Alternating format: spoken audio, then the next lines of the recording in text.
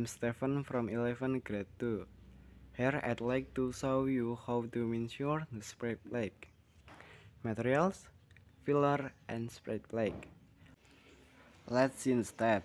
Please prepare spread plug and filler. Then find the double standard spark plug size if you found the size. Put the filler into the plug cap. If the result fulfills the standard, it means that the machine is okay. Thanks all my video. Bye bye.